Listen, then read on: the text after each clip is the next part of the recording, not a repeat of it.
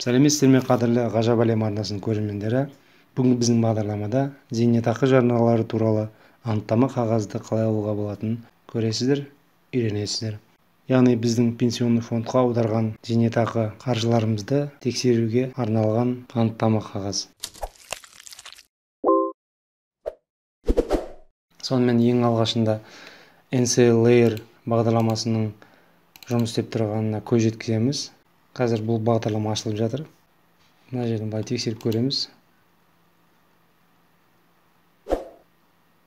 Бізде қосылды. Келесі кезекте браузерді ашып, egov.kz сайтына кіреміз.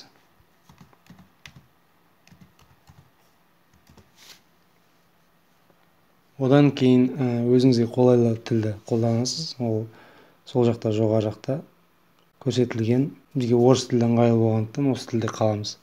Ары қарай войти-ді басамыз да, басқаннан кейін мына жерде кіру тәсілін таңдаймыз. Бұл жерде өз иіңізді жазып, пароліңізді жазып кетсеңіз болады. Одноразовый пароль дейді. Бір рет беріледі, сол парольді қолданып кірсеңіз болады. ECP кілтін қолданып кірсеңіз болады. QR кодты қолданып кірсеңіз болады. SIM картаға жазылған ECP кілтімен кірсеңіз болады. Digital ID-мен кірсеңіз болады. Біздің жағдайымызда ECP кілті болғандықтан ECP-мен кіреміз. Выбрать сертификат деген басамыз. Осы кезде бізден кілт сұрайды. Біз кілттің тұрған жерін көрсетеміз. Рабочий столда new folder'ın ішінде тұр.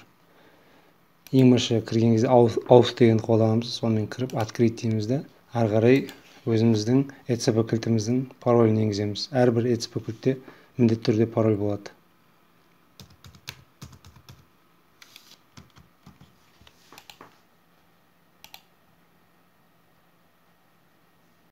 Ары қарай мына жерде социальное обеспечение деген бар. Соны басамыз.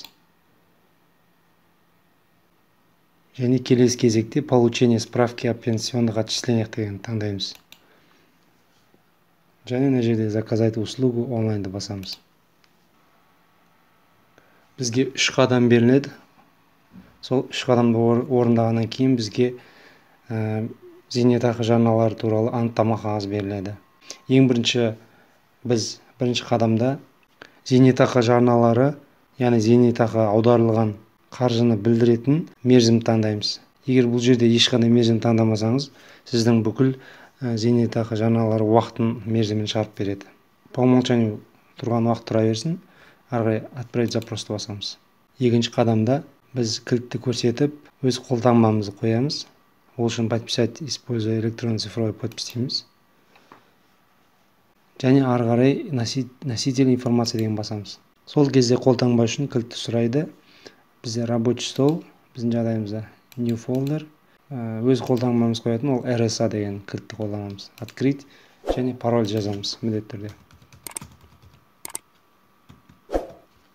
Открыть және подписать басамыз. Үшінші қадамда бізде өтінімнің өңделіп жатқан туралы хабарлама береді. Яғни запрос в обработке деп тұр. Және бізге анықтама қағазы 1 сағат көлемінде беріледі. Бізге анықтама қағаз келген-келмеген білу үшін жерде обновить статус дегенді басып біліп отырамыз. Міне бізге анықтама қағазы қазақ және орыс тілдерінде келді. Өздеріңізге келген тілде анықтама қағазын жүктеп алсаңыздар болады. Мысалы, орыс тілін таңдап, осы қағаз жүктеп алайық. Жүктеп алу үшін оң жағында жоғары жақта скачать деген басасыздар. Және PDF форматында жүктеп аласыздар. Сіздерге ақпаратты жеткізген ғажап әлем арнасы, біздің арнаға жазылыңыздар, өз комментарийларыңызды қалдырыңыздар. egov.kz порталы бойынша сұрақтарыңызды қойыңыздар. Шыққан видеолардан хабардар болу үшін қоңырауды басып қойыңыздар. Келесі видеоларда жолыққанша сау болыңыздар.